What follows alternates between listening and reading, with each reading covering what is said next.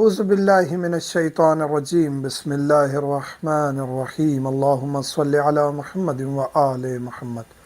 مومنین کرام، ایک سوال جو کثرت سے پوچھا جاتا ہے وہ یہ ہے کہ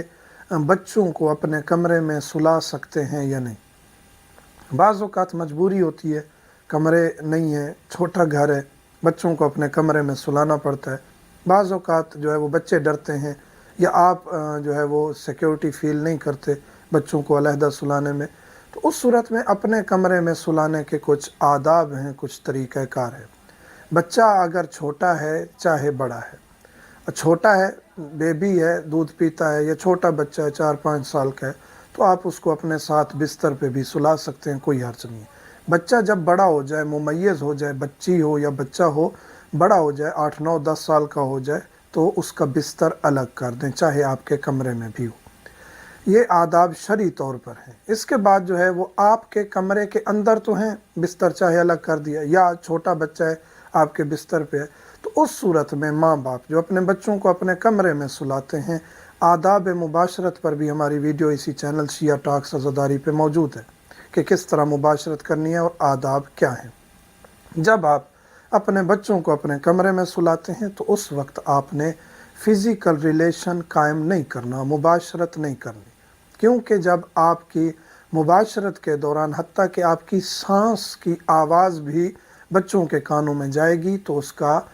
برا اثر بچوں پر پڑے گا، ان کی روحانیت پر برا اثر پڑے گا۔ تو کوشش کریں جگہ کا انتخاب علیحدہ کریں، بچے کو کہیں علیحدہ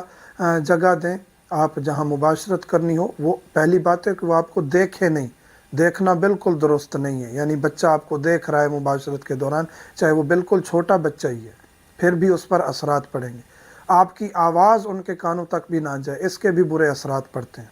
ہاں، اگر آپ کہتے ہیں مجبوری ہے جی، کوئی اور حل یا چارہ ہے ہی نہیں، ایک ہی کمرہ ہے ہمارے پاس، یہ بھی ہو سکتا ہے،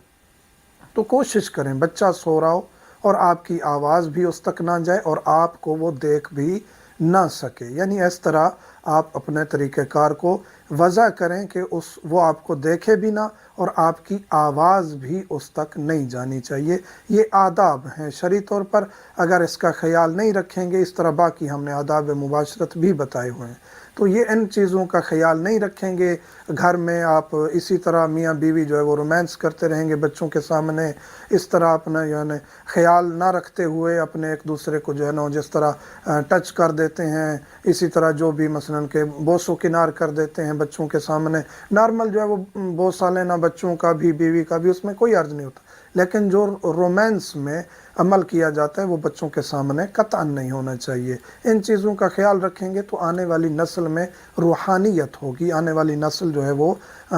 شرعی طور پر، اخلاقی طور پر ہر لحاظ سے مضبوط ہوگی۔ مومنین سے ملتمس ہوں، دعاؤں میں یاد رکھا کریں۔ والحمدللہ رب العالمین۔